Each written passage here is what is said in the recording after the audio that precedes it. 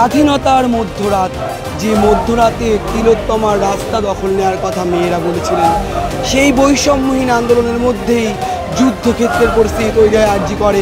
দেখবো আগুন জ্বালানোর চেষ্টা হয়েছে আরজি করের ইমার্জেন্সি বিল্ডিংয়ের সামনে, যে স্যালাইনের চ্যানেল যেগুলো দিয়ে রোগী পরিষেবা, রোগী সুস্থ হন, সেই সমস্ত জিনিসপত্রের এই পরিস্থিতি, আগুন জ্বালানোর পরিস্থিতি তৈরি হয়েছে। যেখানে আমি সেই ভেতরে ঢোকার চেষ্টা করব, সেই ছবি আমি দেখাবো যে কী পরিস্থিতি তৈরি হয়েছে।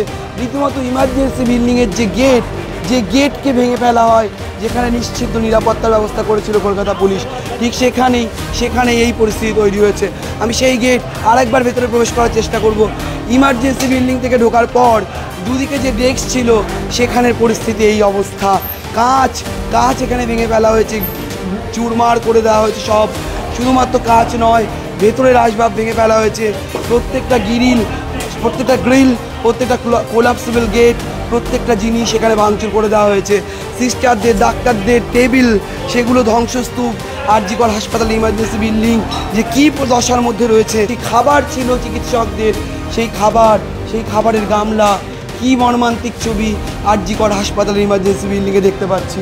যেখানে খাবারের গামলা ফেলে দেওয়া হয়েছে, সেই খাবারের গামলা পড়েছে। কম্পিউটারের বিভিন্ন যন্ত্রাংশ সেগুলো পড়ে আছে এই ছবিতে, যে ছবি আমরা আগে দেখাতে পারিনি। গামলাতে যে খাবার চিকিৎসা কর্মীরা খান, সেই খাবার ফেলে দেওয়া হয়েছে। কম্পিউটারের যন্ত্রাংশ ফেলে দেওয়া হয়েছে। সব মিলে দুর্বিষহ পরিস্থিতি। এমনকি দেওয়ালের দিকে যে সেই ফ্যানও ছাড় পায়নি। অর্থাৎ সব মিলিয়ে আরজি কর হাসপাতালের মধ্যে স্বাধীনতার রাতে এই তাণ্ডব, এই দুষ্কৃতী তাণ্ডব কিভাবে ঘটলো, পুলিশ কী করছিল, সমস্ত প্রশ্ন উঠেছে। সিসিটিভি ক্যামেরা যা নিয়ে বারবার প্রশ্ন ওঠে, সেই সিসিটিভি ক্যামেরা ভেঙে ফেলা হয়েছে, গুড়িয়ে দেওয়া হয়েছে। তারপর আমরা ঢোকাচ্ছি, সেখান থেকে ঢুকে ওই গেট ভেঙে ঢুকে এইটাকে দুজন মিলে নাড়াচ্ছে। আমাকে বলছে খোল, শিগগিরি খোল, এটা শিগগিরি খোল। আমরা লাইট নিয়ে পালিয়ে গেছি। তারপরে এই ভয়ঙ্কর পরিস্থিতি তো কোন সম্ভব? আমার লাইফে আমি দেখিনি ওই রকম। কি দেখলেন প্রথম থেকে? প্রথম থেকে দেখলো এখান থেকে সব ভেঙে উঠে এটাকে নাড়াচ্ছে, বলছে শিগগিরি খোল। আমরা লাইট নিয়ে ওখানে চলে গেলাম। স্যার ছিল, স্যারকে বলে নিয়ে চলে গেলাম। আমরা ভেতরে ছিলাম, আমরা সেরকম কিছু জানি না, কিন্তু প্রচুর ভাঙচুর হচ্ছে, মানে আওয়াজ হচ্ছে। এইদিকে সব হয়তো দেখছেন ভেঙে একাকার করে ফেলেছে সব। এইটা তো আমাদেরও একটা টেনশনের মধ্যে আমরা আছি না, এই ভয়তেই তো আমরা শেষ হয়ে যাচ্ছি।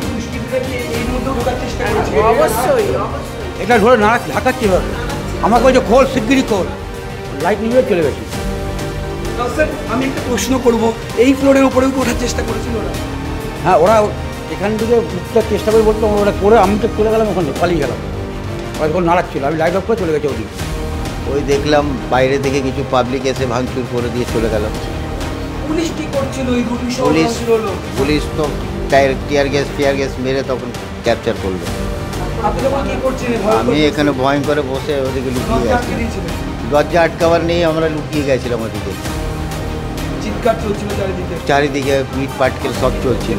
বলেন কি পরিস্থিতি তৈরি হয়েছিল সেই মোমেন্টে? মানে হেভি পরিস্থিতি, মানে সে বলার কথা নেই যে কাকে দেখবে, কাকে বলবেন, কাকে কি করবেন। আমি ইমার্জেন্সি স্টাফ নাইটে ডিউটি করছিলাম। এই অবস্থা দেখে আমরা পালিয়ে ফিট করে গিয়ে পেশেন্টের ওয়ার্ডে গিয়ে বসেছিলাম। 12টার কাছাকাছি বাজে তখন। আমরা তখন ইমার্জেন্সি স্টাফ, আমরা নাইটে এখানেই ছিলাম নিচে।